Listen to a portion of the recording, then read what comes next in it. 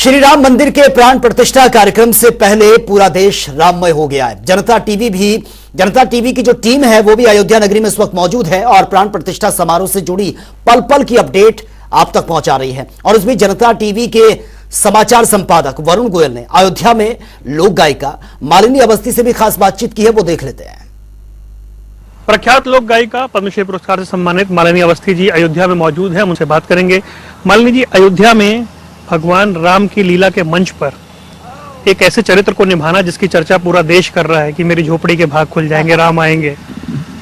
बिल्कुल सही बात है। जब भक्ति की बात होती है तो शबरी, माता शबरी का चरित्र और उनकी भक्ति, उनकी श्रद्धा और उनकी प्रतीक्षा भगवान राम के लिए, जिस प्रकार से उन्हें मालूम है कि राम आएंगे और वे आतुर हैं, व्यग्रता से उनकी प्रतीक्षा कर रही, ये हर व्यक्ति के भीतर शबरी है।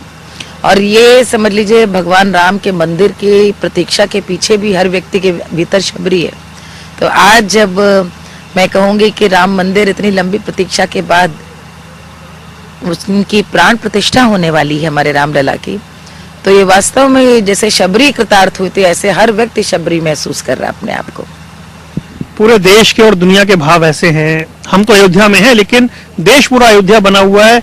इस तरह का एक जो प्रतीक्षा थी वो सबकी फलीभूत हो रही है। एकदम सही कह रहे हैं, पूरा देश अयोध्या बना हुआ है। जो अयोध्या नहीं आ सकते हैं उनको ये नहीं लग रहा कि वो अयोध्या से कहीं बाहर है, क्योंकि मन में, विचार में, वाणी में सिर्फ अयोध्या और रामलला का ही जिक्र है।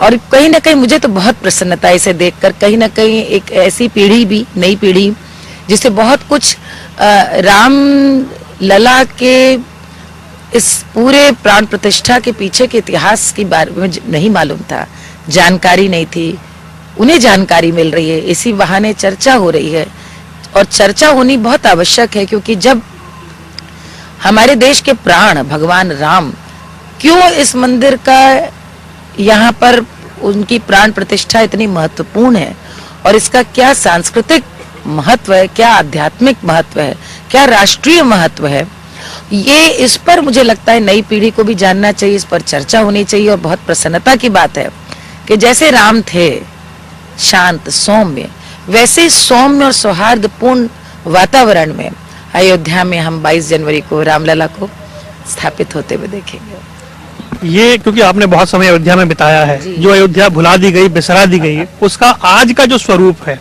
अकल्पनीय लगता है। बिल्कुल अकल्पनीय है। मुझे लगता है बहुत सारे लोग तो अभी अयोध्या आए नहीं हैं, तो उन्हें जानकारी ही नहीं है। और बहुत सारे लोग जो पहले आए हैं वो तो अब अयोध्या देखेंगे तो पहचान ही नहीं पाएंगे कि ये अयोध्या क्या वही अयोध्या है।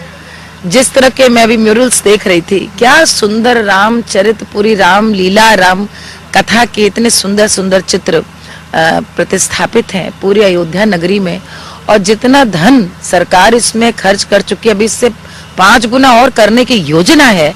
तो मुझे लगता है कि जो अभी से हमें स्तर दिख रहा है, चाहे वो हवाई अड्डे का, चाहे वो रेलवे स्टेशन का, मुझे लगता है आने वाले समय में ये अयोध्या बिल्कुल शायद त्रेता युग में जैसी रघुवंशी राम की अयोध्या थी, ये वैसी अयोध्या होगी जिसकी भव्यता की, जिसकी समृद्धि की लोग चर्चा करते थे।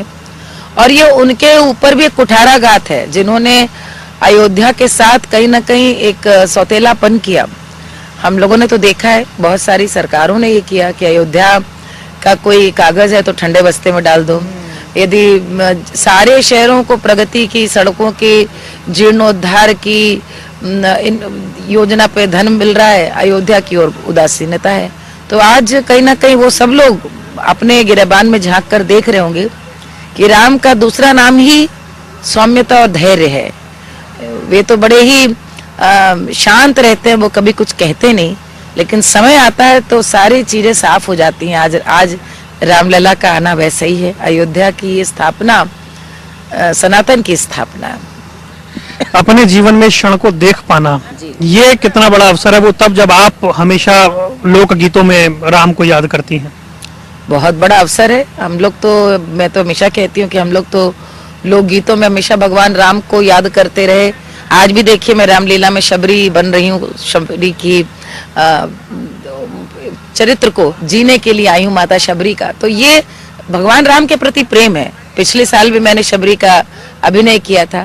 तो ये कहीं ना कहीं जब हम लोग गीतों को गाते हैं तो रामचरित, उनके गुण और जो शांति भगवान राम के पूरे जीवन से देखने और सीखने से मिलती है कि जब इतना प्रतापी राजा, इतना समर्थवान राजा न होकर के सिर्फ एक आज्ञाकारी पुत्र हो करके वन को चला गया, जिसका कि राज्याभिषेक होना था, और जिनके संग संसार का कोई विपदा नहीं थी जो उनके संग न बीती हो। सारे संघर्ष उनके हिस्से आए। संसार में कौन ऐसा जिसकी पत्नी का हरण करके ले जाए, इतना बलशाली, लेकिन वो अपने घर से किसी भी राजा से सहायता नहीं मानते। उन्हीं वनवासियों को संचित कर, समृद्ध कर, उनको बलवान बनाकर उनकी सेना के साथ रावण का संहार करते। तो भगवान राम के जीवन के जहाँ पर हर व्यक्ति सामान्य व्यक्ति की तरह जमीन पर वह सोए, जो मिला वो खाया, और इस तरह से उन्होंने आम आदमी के संघर्ष वाला जीवन जिया।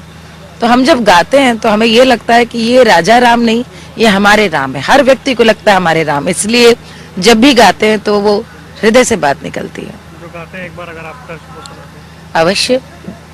जय हो राम तुम्हारी जय हो, जय हो राम तुम्हारी जय हो, वसुधा हसे सुधा रस बरसे, जग से दूर अनय हो, जय हो राम तुम्हारी जय हो। बोलो राम सीताराम, बोलो राम राजा राम, तेरी शक्ति लोक हितकारी, इसीलिए रावण पर भारी। भय शांति बीते जगती से, वसुधा फिर निर्भय हो, जय हो राम तुम्हारी जय हो, जय हो राम तुम्हारी जय हो। बोलो राम सीताराम, बोलो राम राजा राम। बहुत बहुत धन्यवाद मालिनी जी। तो अयोध्या और उसके लेकर जो भाव हैं, जो विचार हैं, वो इस वक्त इस तरीके से बाहर आ रहे हैं। मालिनी अवस्थी जी ने अपने विचार हमारे साथ रखे। कैमरामैन दीपक के साथ वरुण गोयल, INH और जनता टीवी के लिए अयोध्या से।